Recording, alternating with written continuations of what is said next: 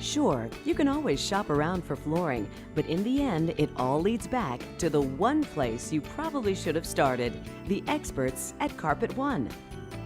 Save yourself the time and the hassle and let Carpet One help you find the right product at the right price. Beautifully installed, guaranteed. Come see the One, Carpet One, on the Business Loop in Columbia.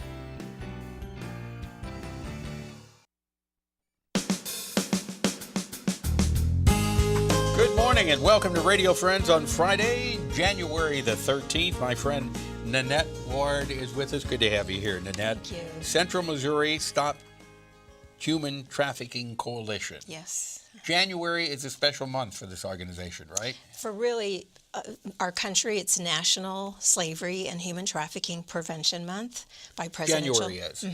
The whole month, and I know we're in the middle of the month here, but to lift that up, that we have that National Day of Awareness. Was that signed by President Yes. Barack Obama? When he first got into office, his first year in January, after his inauguration, was the first National Slavery and Human Trafficking Prevention Month. And it's also Missouri Sex Trafficking Awareness Month.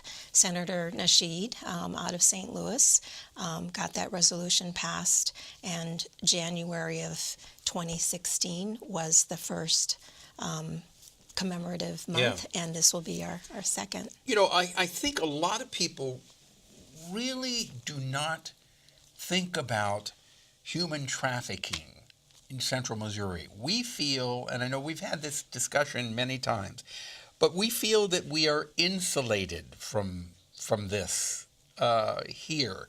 In reality, no one is insulated from it, right? No, and as Barack Obama said in his proclamation, from factories and brothels to farms and mines, millions of men, women, and children in the United States and around the world are exploited for their bodies and their labor. It's in every state of the United States, in every country of the world. It's the fastest growing criminal industry in the world. It's the second largest criminal industry in the world. It is the fastest growing criminal industry. Yes, and it used to be third behind drug trafficking and arms trafficking. And in the years that we've been doing this work, it surpassed arms trafficking. And so now it's the second largest, $150 billion criminal industry. It's all right behind drug trafficking. Well, why do you feel that? It's such a big criminal industry. Well, the exploitation of human beings has been around for centuries. And so it's become easier through social media. We've become more of a global world, easier to access people and places and news and information and selling. So why do you feel that we do not hear more about it? You turn on the news, you look in the newspaper, very seldom will you see stories on it. Yeah, it's just really hard, even when I do presentations for one thing I have to remind ourselves is not, of course, people say, how terrible for these victims who are exploited, how terrible of these traffickers to do this horrible thing.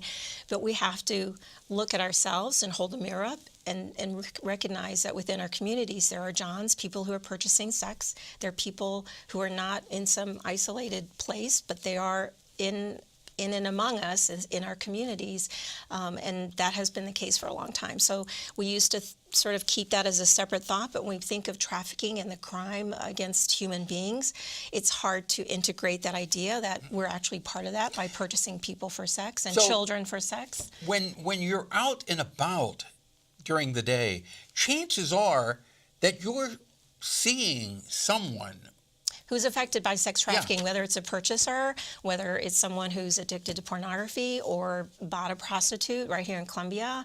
The survivors that we've worked with have, not wanted to stay in the area because they don't know if they're going to run into their John, and it's from all different classes of the community here in Columbia.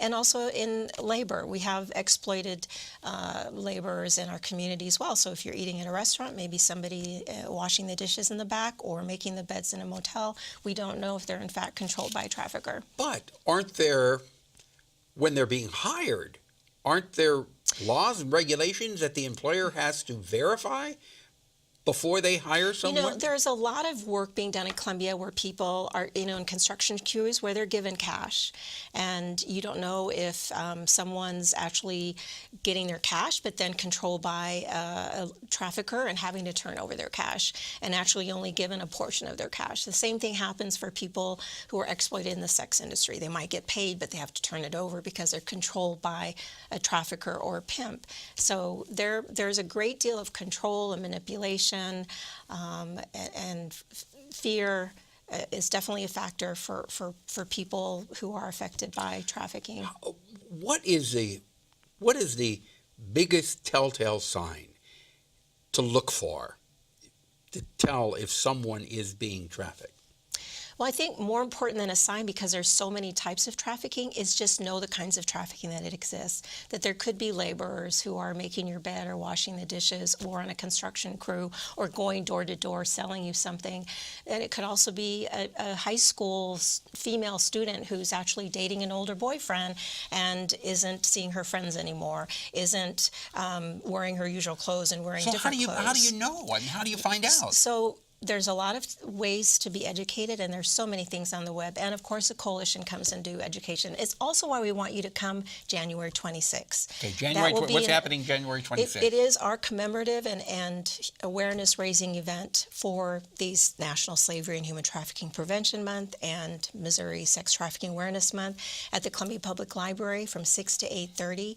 We will have a meet and greet reception. There's going to be a guest speaker who's a two-time author, so they will be able to meet her.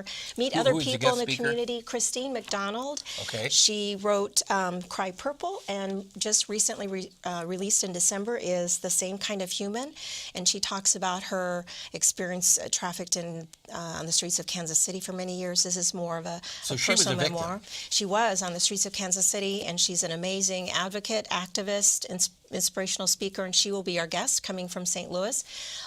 She will be there to sign books. That's why I wanted folks to know what they were. We will have fair trade vendors, so people can come and look at opportunities for alternative gifts for the new year, or just purchases for yourself that are fair trade, slave-free.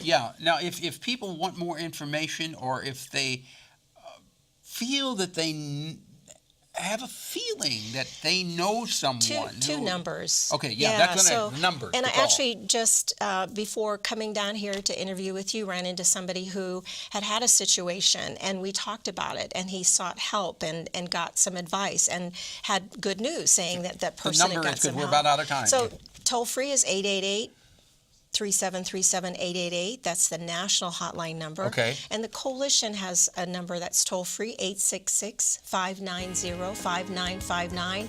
Call us if you have questions here locally, the whole mid-Missouri area. And you will go and speak. We'll go and speak. We'll answer questions, give resources for wherever people are needing information. Okay. Nanette Ward, thank you so much for coming by, and thank you for the wonderful work that you do. It's 888-373-7888 for more information. Out of time for today, Monday, the Martin Luther King celebrations and coalition. See you then.